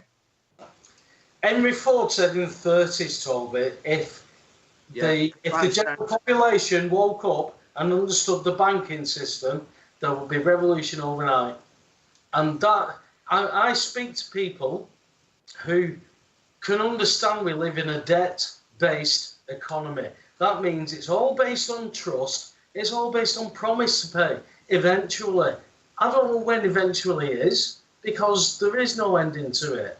It is that simple. And because of bankruptcy, because of legislation, you can ask for a utility bill for gas, water and electric, and they send you payment because the only payment is a bookkeeping exercise. Debit, credit, debit, credit. What have I got? I've got a credit check. Oh, I've got this debit as well. Oh, well, you've got the credit check. Credit it. Credit, boom. Paid. That's how it's meant to fucking work. Right, I've seen my nan with a quilt round her on a Sunday afternoon, and I'm saying, Nan, why have you not got your eating on? She's saying, I can't afford to pay it. Oh, God, listen, don't get me fucking started on that, right? I watched my nan take her last breath through cancer. I moved back out of Surrey, moved back into my nan and granddad's house, this house, with my granddad for 2 years, and found him in the morning. First thing, fucking had a heart attack in the middle of the night. Oh. Because of the fucking eating, because he wouldn't have the eating on. He'd have fucking blankets and sheets all over it. He'd walk around with jumpers and pullovers around the house, wouldn't have the eating on. So, you know, I've got first hand. Can't afford it, because they can't afford it. Of course they can't, because they're fucking driven to the fear tactics. They're Exactly. worrying about fucking owing money and paying the fucking, Oh, but you try and tell your general public. I've bludgeoned a lot of my work colleagues in particular, because they haven't got it. They haven't got an escape route. They've got to listen to me, and they can't unhear what they've heard. Right. And these aren't stupid people. Some of them are stupid people. Some people, believe it or not, I know people who get paid 30 grand a year who think because the UK is an island, maybe you could swim under it. That is a true story. I'm not going to go into it. Yeah. But, Let's go back. Let's go back to the fact, to the topic for tonight, right? Because I'm still miffed. I still can't understand what all this is about. What is the fucking agenda? Why did Chrissy Morris do what he done? Why did he fucking choose to character assassinate me on facts he don't know, with no substance, with no evidence to back up what he's fucking got to say, calling me a shill, an agent, bloody, well, come on here live, calling me a shill.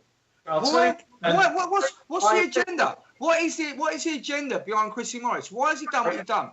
You know, because this is private. This is private. This is a business fucking relationship between me and Channel 4. Fuck all to do with him. Why has he chose to get out of his pram and fucking come on now and start casting his aspersions and stirring up a fucking frenzy for everyone across the country to personally attack me on the basis of what? Why? What's it about? That's what I don't understand. That's what I want the answer to. Why has he done that? If you shut the fuck up, I might be able to sell you, mate. Good luck with that, mate.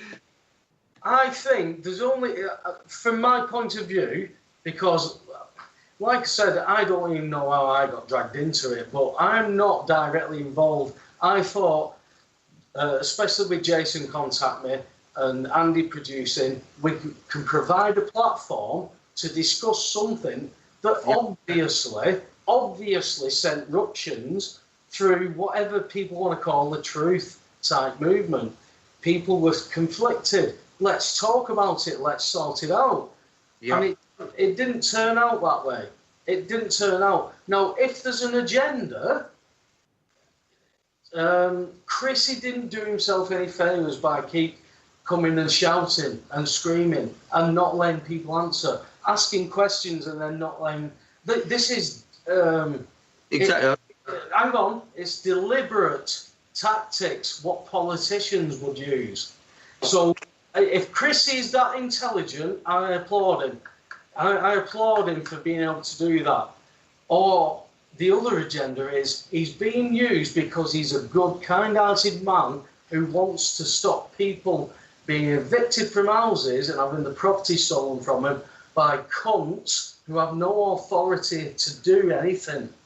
And that's what people need to understand. Before you start getting into the banking system and your free gas, water and electric, understand these cunts that come round to your property, tell them to fuck off. Don't deal with it. Don't deal with it on the door. Deal with it through legislation. Listen, yeah, all administration, mate. Deal with it administratively. You know, it doesn't have to get to that stage. Exactly. on the front, you can deal with it administratively with paperwork, with the facts. People don't, Toby. People don't. I mean, my cousin's wife. You know, when TV licensing knock on your door and you let them in and you're watching Jeremy Kyle and you've not got a TV license, and then you give them your details and you sign something, there's nothing you can get out of that. However, it goes to court. There's the license fee and there's a court fee. As long as you are agreeing to pay that, no bailiff, no debt collector has any authority. Yet this lady had a man said that he's got a van an hour away that he's going to come and take her property. And that's a cunt. It takes a special type of cunt to be a bailiff. Yeah, wait, right. Chrissy stands up to them cunts. Yeah. Squares up to them.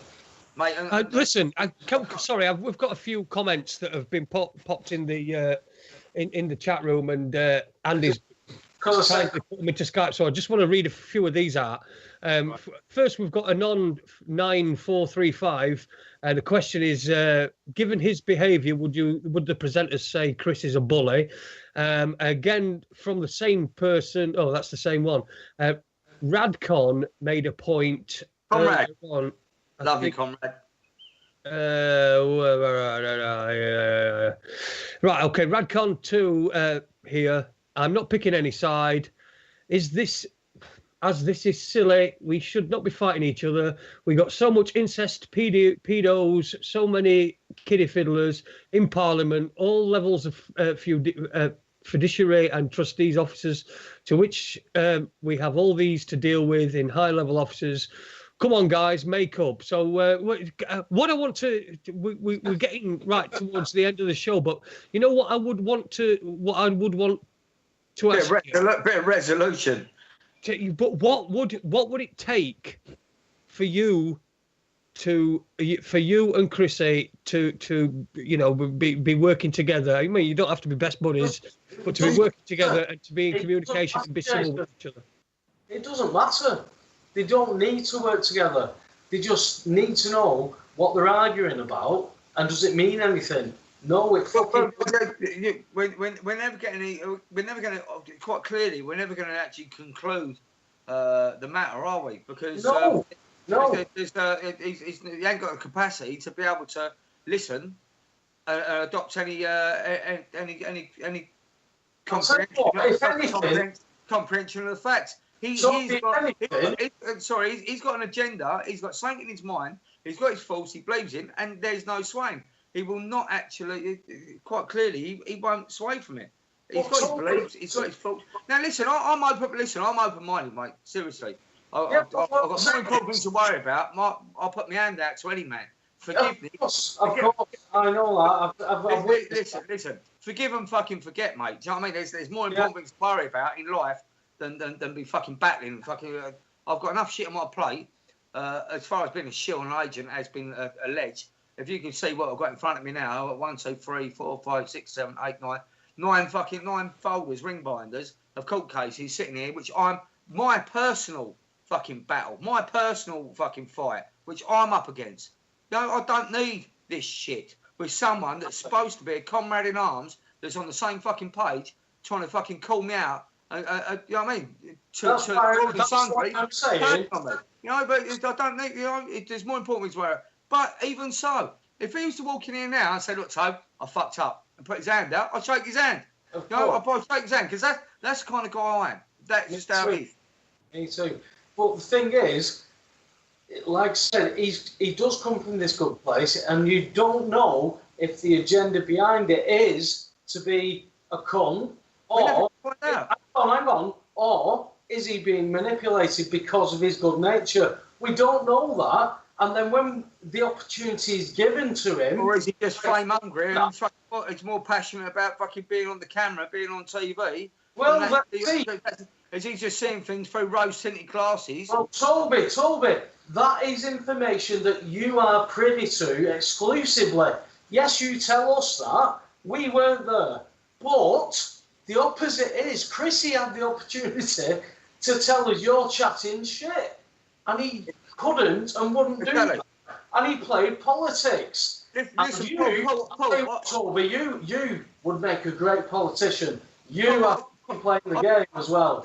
Listen, Paul, I've kept quiet over it after all of this, after all the bullshit, since in court, I've kept my mouth shut. And the reason why I've come here today was like, you know what? Enough's enough. I didn't have to publicly come out here. I don't have to answer to fucking anyone. Definitely not. These are spurious allegations that they make towards me. Yeah. Without the frenzy, I could have just fucking rolled it and said, you know what? Just fucking get on with it. I can't be fucked. But no. Let's put it on a platform. Well, because bearing in mind that Chrissy was one that started it publicly, put it out publicly, attacking me. So I thought, well, let's debate this and let's deal with this publicly for all and sundry to fucking hear and see. I think that's great. And he chose not to. Sorry, I've got a question coming. I can be sound like a fucking radio host. Someone just asked me, said, by the way, did he ever play the rest of his wedding? No, he didn't. No, his mum and dad had to fucking step in. His mum and dad fucking had to step in and pay the other 500 quid because he didn't have the money to pay. So, well, we're at that point. We've got to the end of the show. I've got to say thank you, Toby. We're going to have you on again. You've got an open door. Welcome to come back at any time. And if things happen again, we'll try and get Chrissy Morris on again. Perhaps get Chrissy Morris on to put his side when you're not on, because otherwise he just talks over everybody. But this has been Raconteurs Extra. It's this Saturday night. Stick around, because afterwards Freeman Jack is going to be playing his show again. It's all about the Kensington fire that's been in the news. That's really the tragedy right after we've finished. That is a tragedy. And all. It is. I've got a lot to say about that. That's that. I'm going to stay online, mate, to listen to that because. I'll tell you what, guys.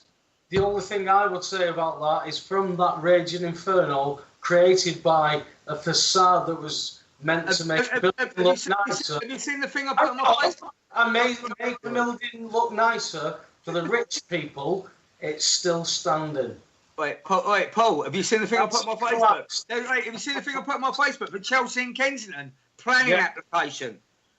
The planning application, they put through the planning for demolition that was put through. Yeah. Plan to fucking demolish. Demolish. It still didn't fucking collapse. That building still did not collapse. Yet 2 buildings collapsed in their own footprint within hours. Don't get me started on that. Okay, I think this is a whole of the show. A whole of the show. Come on, let's shut down in flames last night at my mate's barbecue. Someone mentioned the Twin Towers and that was it. It was like someone just pulled the ripcord out my back and I was like, oh, for fuck's sake, Toby's off again.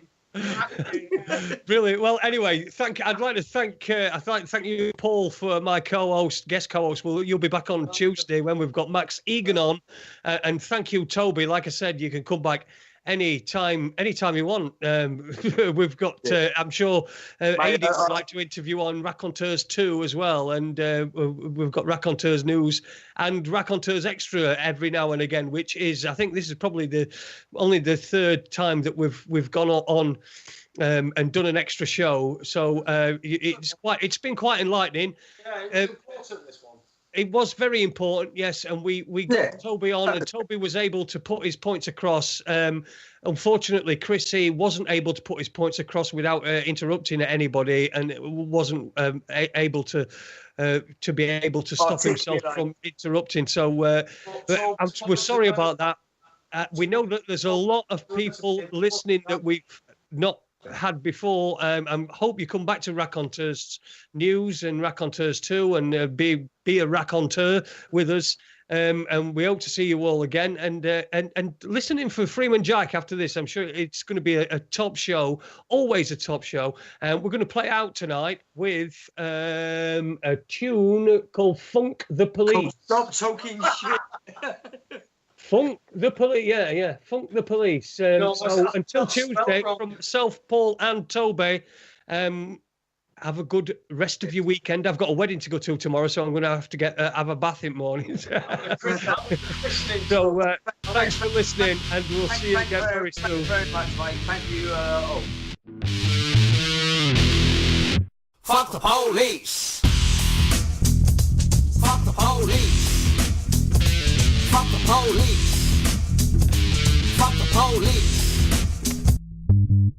I could be all spiritual and maybe even lyrical. I could spin a rhyme that you would think hysterical. With wit and a riff I could articulate exactly how it's possible to postulate. The police, they will fuck you up with ease if not held accountable for their deeds. Now don't imagine they're the good guys, please. Come on everybody, sing with me. Fuck the police. When they bust me for weed. Fuck the police. When they beat me up for no need. When they're beating up protesters. When they're rounding up dissenters. For the crimes they invented. For the people they protected. When they're covering up lies. When the government spies. When they're reading my mail. For the terrorist fairy tales. When they're working as the arm of the state. When they're racist and they're protecting hate. When they're thugs and scum, they shoot you in the face. When they target you just because of your race. Anywhere they support a monarchy. Anywhere they presume you're guilty. Anywhere they prop up a tyranny. Wherever they impose a rule. When the politicians use them as a tool. I don't imagine that they're good guys, please. Come on everybody, sing with me. Fuck the police. Fuck the police. Fuck the police. Fuck the police. Fuck the police. Fuck the police.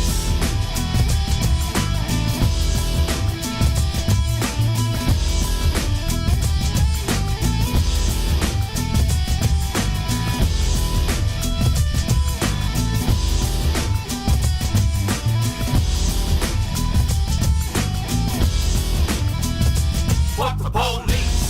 When they bust me for weed. When they beat me up for no need. When they're beating up protesters. When they're rounding up dissenters. For the crimes they invented.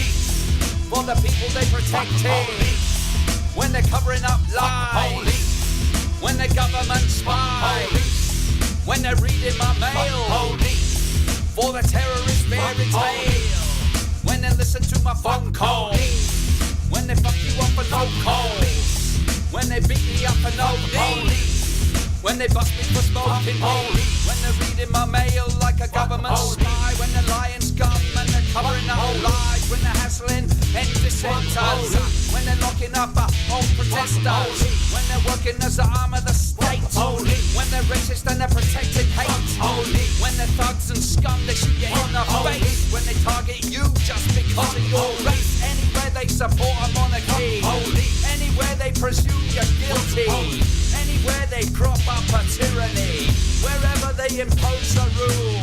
When the politicians use them as a tool. I don't imagine that they're good guys, please. Come on everybody, sing with me. Fuck the police. Fuck the police.